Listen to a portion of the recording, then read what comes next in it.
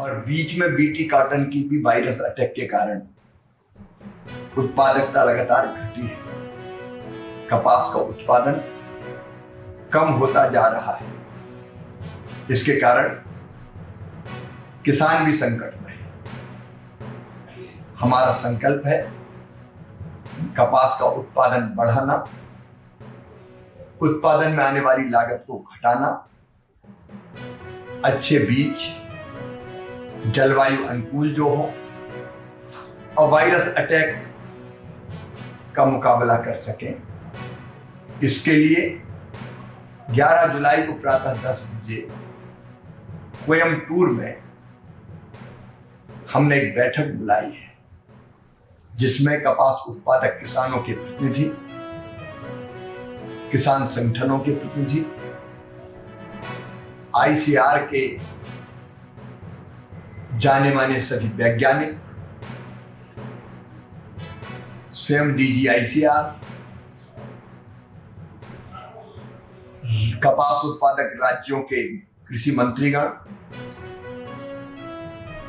राज्य सरकार के अधिकारीगण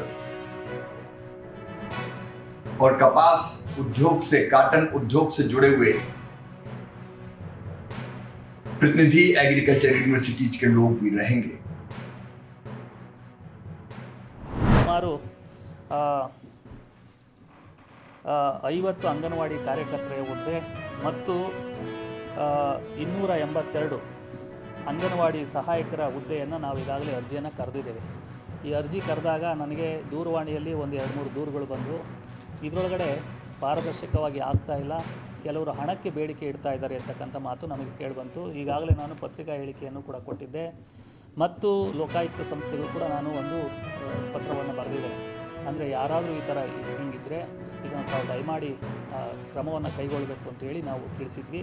ಈ ನಿಟ್ಟಿನಲ್ಲಿ ನಾನು ಸಾರ್ವಜನಿಕರಿಗೆ ತಿಳಿಸೋದು, ಈ ಅಂಗನವಾಡಿ ಕಾರ್ಯಕರ್ತರು ಮತ್ತು ಸಹಾಯಕರ ಒಂದು ನೇಮಕಾತಿಯಲ್ಲಿ ನಮ್ಮ ಉಸ್ತುವಾರಿ ಸಚಿವರು, ಸನ್ಮಾನ್ಯ ಮಹಿಳಾ ಮತ್ತು ಮಕ್ಕಳ ಕಲ್ಯಾಣ ಸಚಿವರಾದ ಮೇಡಮ್ ಅವರು ನನಗೆ ದೂರವಾಣಿ ಕರೆಯಲ್ಲೂ ಕೂಡ ಮಾಡಿ ತಿಳಿಸಿದ್ದಾರೆ ಮತ್ತು ನಮ್ಮ MP ಮೇಡಮ್ ಅವರು ಕೂಡ ತಿಳಿಸಿದ್ದಾರೆ. ನಮ್ಮ ಎಲ್ಲ ಶಾಸಕರುಗಳು ಕೂಡ ಹೇಳಿದ್ದಾರೆ.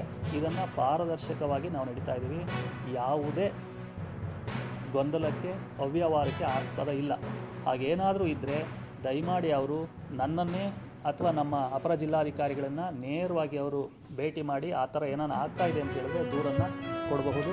ನಾವು ಯಾವುದೇ ಮುಲಾಜಿಲ್ಲದೆ ಅಂತಹ ಅಧಿಕಾರಿಗಳು, ಮಧ್ಯವರ್ತಿಗಳು ಅಥವಾ ಬೇರೆ ಯಾರೇ ಇದ್ದರೂ ಕೂಡ ನಾವು ಕ್ರಮಗಳನ್ನು ಕೈಗೊಳ್ತೀವಿ. ಇದನ್ನು ತಾವು ಎಲ್ಲ ಜನರಿಗೆ, ಯಾರ್ಯಾರು ಇವರು ಆಕಾಂಕ್ಷಿಗಳಿದ್ದಾರೆ ಅವರಿಗೆ ತಮ್ಮ ಮುಖಾಂತರ ಹೋಗಬೇಕು ಅಂತೇಳಿ ನಾನು